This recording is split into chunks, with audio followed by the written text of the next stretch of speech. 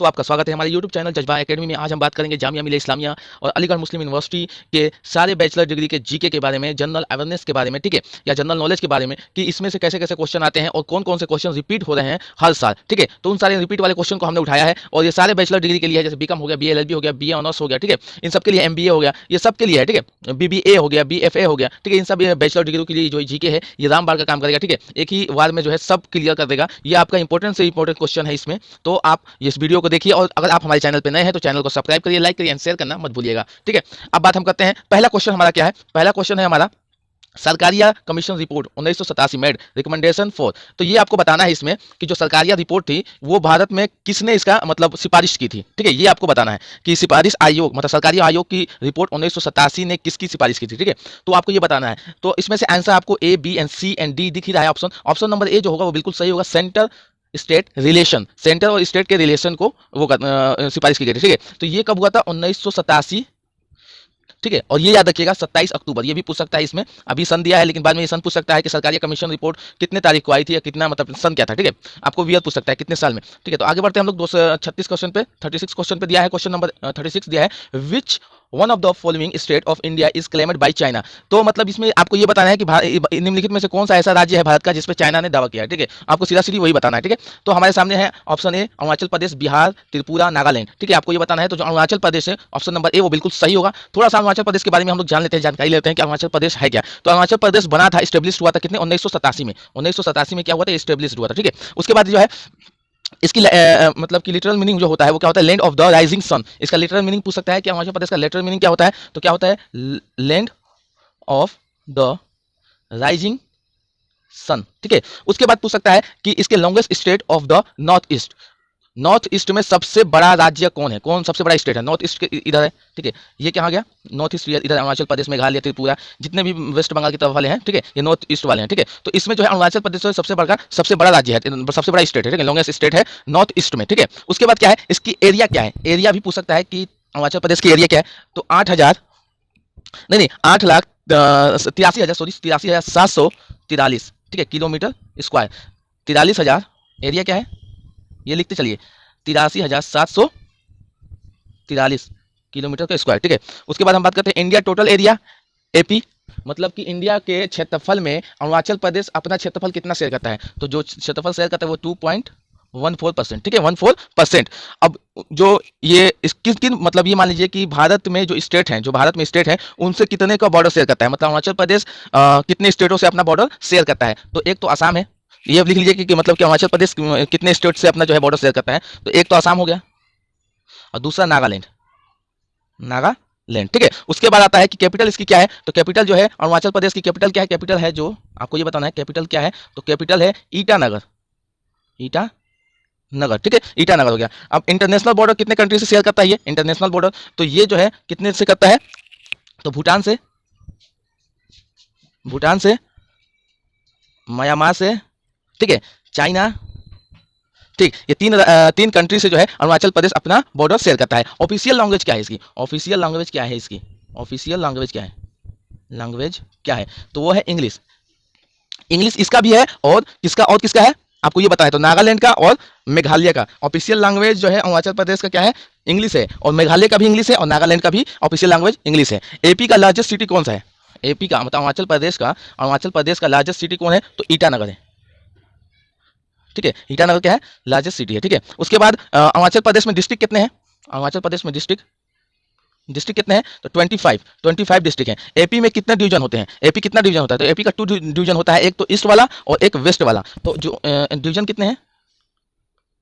Division है 2, ठीक है, एक ईस्ट और वेस्ट, ठीक है। जो वेस्ट है उसमें 12 डिस्ट्रिक्ट है, वेस्ट वाले में 12 डिस्ट्रिक्ट है, ठीक है, और ईस्ट वाले में जो है 13 डिस्ट्रिक्ट है। ये आपको याद रखना है, ठीक है। अब इसका मतलब कि नॉर्थ ईस्ट इंडिया का निक नेम का है, नॉर्थ ईस्ट इंडिया का पूछ सकता है। अब अरुणाचल प्रदेश को तो नॉर्थ ईस्ट उस साइड पता है, तो नॉर्थ ईस्ट किस साइड पता है? इस साइड पड़ता है, ठीक है। तो इसका जो है निक नेम क्या है? तो क्या है? 7 सिस्टर। नॉर्थ ईस्ट का निक नेम क्या है? 7 सिस्टर, ठीक है। उसके बाद क्या है? नॉर्थ।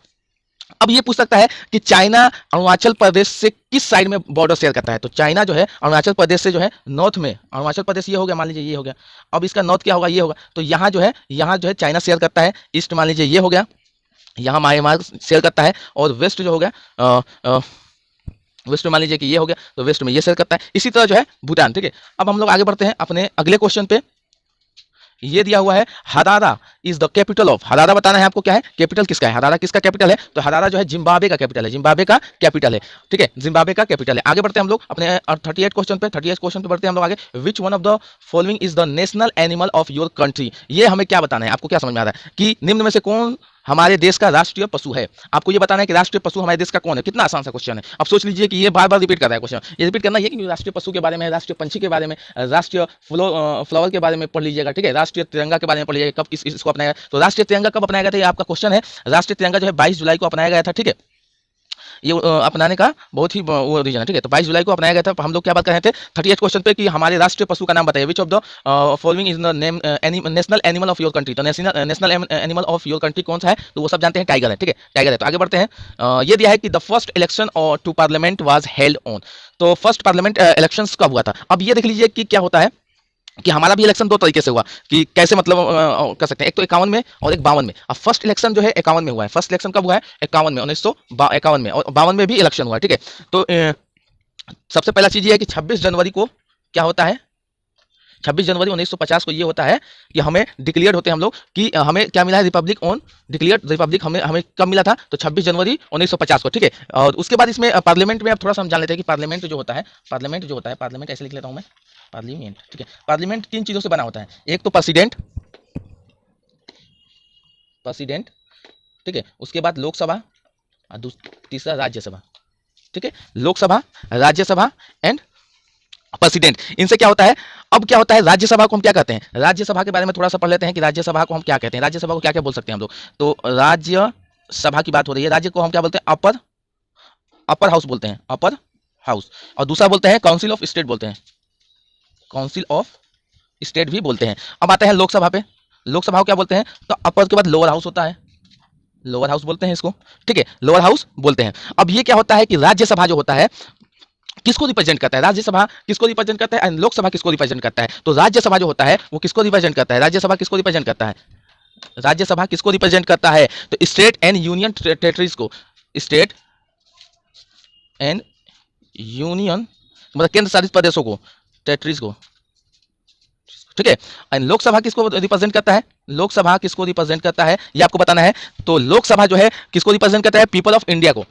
लोकसभा किसको करता है ये पूछ सकता है, लोकसभा रिप्रेजेंटेड बाय, तो ये पूछ सकता है, तो आप लिखेंगे पीपल ऑफ इंडिया, ठीक है, पीपल ऑफ इंडिया। अब बात कर लेते हैं थोड़ा सा इसके कि लोकसभा में एंड राज्यसभा में कितने मेंबर होते हैं, लोकसभा में एंड राज्यसभा में कितने मेंबर होते हैं। तो हम लोग अब बात करते हैं राज्यसभा का, या लोकसभा से ही स्टार्ट कर लेते हैं क्योंकि लोकसभा भी बात करते हैं हम। तो लोकसभा अपर हाउस बोलते हैं इसको, मेंबर कितने होते हैं 552, ठीक है। 530 जो होते हैं इसमें 530 मेंबर जो होते हैं, 530 मेंबर जो होते हैं वो क्या होते हैं, इलेक्टेड ऑफ स्टेट, इलेक्टेड होते हैं स्टेट से, इलेक्टेड ऑफ स्टेट मतलब कि इसे इन लोगों को स्टेट से निर्वाचित किया जाता है, मतलब कि लोगों के जरिए, ठीक है। और उसके बाद जो 20 मतलब क्या होते हैं, जो 20 सॉरी थोड़ा सा रुक 2 मिनट, हाँ तो जो 20 होते हैं वो क्या होते हैं कि इलेक्टेड फ्रॉम यूनियन टेरिटरीज से, यूनियन टेरिटरीज से 20 इलेक्टेड होते हैं यूनियन टेरिटरीज से, और 2 जो होते हैं वो nominated by president Anglo Indian community से, और 2 जो होते हैं वो क्या होते हैं, 2 जो होते हैं वो क्या होते हैं एग्लो, ठीक है, एग्लो इंडिया कम्युनिटी से होते हैं। और इसको कौन ही करता है, तो नॉमिनेटेड बाय प्रेसिडेंट 2 लोगों को जो है एग्लो इंडिया कम्युनिटी से जो है लेता है। तो 530 जो होते हैं इलेक्टेड ऑफ स्टेट से, 20 जो होते हैं वो यूनियन टेरिटरी से इलेक्टेड होते हैं, ठीक है। उसके बाद 2 जो होता है 2 एग्लो इंडिया कम्युनिटी से होता है, उसको नॉमिनेट बाय प्रेसिडेंट, नॉमिनेट करता है प्रेसिडेंट, ठीक है। तो आपको ये याद रखना है कि लोकसभा का जो सीट है वो 552 है, उसमें से 530 इलेक्टेड ऑफ स्टेट से होता है, 20 इलेक्टेड फ्रॉम यूनियन टेरिटरीज से, और 2 जो होता है nominated by president Anglo India community से। अब हम बात करते हैं राज्यसभा का, राज्यसभा की हम बात करते हैं जब, तो राज्यसभा में 250 जो है मेंबर होते हैं टोटल, फिक्स मेंबर है कब तक के लिए, 2026 के लिए, अभी इसमें कोई चेंज नहीं हो सकता, 2026 तक कोई चेंज नहीं हो सकता। 238 जो होते हैं elected by the representative of state, मतलब ये कहां से होते हैं, elected by the representative of state, मतलब कि ये अपने रिप्रेजेंटेटिव स्टेट से होते हैं, ठीक है। और 12 जो होते हैं 12 सदस्य क्या होते हैं, 12 सदस्य जो होते हैं, 12 सदस्य जो होते हैं वो कहाँ से होते हैं, तो यूनियन टेरिटरीज से होते हैं, और यूनियन टेरिटरीज से नॉमिनेटेड बाय प्रेसिडेंट, ठीक है। इनको क्या कहता है, नॉमिनेटेड बाय प्रेसिडेंट, 12 लोगों को क्या कहता है, नॉमिनेट करता है प्रेसिडेंट यूनियन टेरिटरी से। ये जो होते हैं वो किसमें होते हैं, excellence in literature, science, art, social science, social service and 1/3 जो मेंबर होते हैं। अब ठीक लीजिए, तो जो 12 सदस्य होते हैं इसको नॉमिनेट करता है प्रेसिडेंट। जो वो लोग होते हैं जो सोशल सर्विस में है, आर्ट में है, साइंस में है एंड एक्सीलेंस लिटरेचर में, मतलब साहित्य में है, और विज्ञान, कला और सोशल साइंस में, जो सोशल सर्विस में जो भी है। और उसके बाद क्या है कि राज्यसभा जो है 1/3 मतलब कि 1/3 सदस्यों को हर 2 साल के बाद रिटायर कर देता है, ठीक है, मतलब कि वो कर देता है, रिटायर करता है, ठीक है। उसके बाद दूसरे सदस्य आते हैं, ठीक है। और उसके बाद आगे बढ़ते हैं हम लोग, ये आपके लिए बहुत हो गया, ठीक है। अब हम लोग आगे बढ़ते हैं अपने अगले क्वेश्चन। हमारा अगले क्वेश्चन है 40 जो है, which one of the following state in India enjoy special constitutional position and accordance with article 37। तो आपको ये बताना है, तो ये है जम्मू कश्मीर, ठीक है। आगे बढ़ते हैं हम लोग, आगे बढ़ते हैं तो 41 क्वेश्चन आता है, union territories are administered by through an administrator who may be LT governor और ए चीफ कमिश्नर। तो आपको क्या बताना है इसमें, ये आपके सामने क्वेश्चन है। तो इसमें ये बताना है केंद्र शासित प्रदेशों का प्रशासन के माध्यम से जो एक राज्यपाल हो गया या मुख्य आयुक्त हो सकता है, तो ये कौन करता है, इनको कौन लगाता है, ये आपसे सीधा सीधा पूछने का मामला है। तो प्रेसिडेंट ऑफ इंडिया जो है, प्रेसिडेंट ऑफ इंडिया जो है वो करता है आपको, ठीक है। प्रेसिडेंट ऑफ इंडिया क्या करता है, वो करता है, ठीक है। अब हम लोग आगे बढ़ते हैं, थोड़ा सा क्वेश्चन पे और ध्यान देते हैं कि क्या है। हाँ, क्वेश्चन 42 क्वेश्चन पे चलते हैं। फिलिस्तीन territories are occupied by since 1948। ये आपको बताना है कि फिलिस्तीन टेरिटरी जो है आर ऑक्यूपाइड बाई सिंस 1948। तो ये आप समझिए कि 1948 में अंग्रेजों ने क्या किया, फिलिस्तीन को 2 टुकड़ों में डिवाइड कर दिया। मतलब कि फिलिस्तीन जो है इसको अंग्रेजों ने क्या किया था कि 2 में डिवाइड कर दिया, 2 एरिया में डिवाइड किया, टुकड़ों में डिवाइड कर दिया, एरिया में डिवाइड कर दिया, ठीक है। एक टुकड़ा बना फिलिस्तीन और एक टुकड़ा बना इजराइल, इजराइल और फिलिस्तीन, ठीक है, फिलिस्तीन। इसमें 55% एरिया फिलिस्तीन को दे दिया और इसमें जो है 45 एरिया जो है अंग्रेजों ने इजराइल को दे दिया। फिर उसके बाद क्या करता है इजराइल, अपने आप को ही खुद ही अपने आप को आज़ादी घोषित कर देता है, अपने आप को डिक्लेयर कर देता है कि हम लोग रिपब्लिक हो गए, ठीक है। उसके बाद फर्स्ट टाइम जो है यहूदी कंट्री का निर्माण होता है। तो यहूदी कंट्री, फर्स्ट कंट्री कौन है, तो यही है, ठीक है, यही कंट्री है। तो 1948 के बाद जो है यहूदी कंट्री का जो है निर्माण हुआ, ठीक है। उसके बाद हम लोग आगे बढ़ते हैं अपना, तो ये जो है क्या है, इजराइल है। आपका आंसर क्या है, इजराइल। तो फिलिस्तीन territory are occupied by since 1948, मतलब कि इसमें 2 टुकड़ा में से तक फिलिस्तीन हो ही गया, एक इजराइल आपको बताना था, ठीक है। तो ये भी पूछ सकता है कि एरिया कितना मिला, तो 45% एरिया मिला था उसको। और उसके बाद तो पहली यहूदी कंट्री कौन है, तो इजराइल है, ठीक है। ये अंग्रेजों का कहा था, ठीक है। आगे बढ़ते हैं हम लोग। The constitution has provided for 33% reservation of seat for women in. तो आपको ये बताना है कि जो 33% जो रिजर्वेशन मिला है ओमान को, मतलब महिलाओं को, वो किस चीज़ में मिला है। तो 2 चीज़ें इसमें सामने आता है, ये आप ध्यान रखिएगा, 2 चीज़ें इसमें सामने आता है।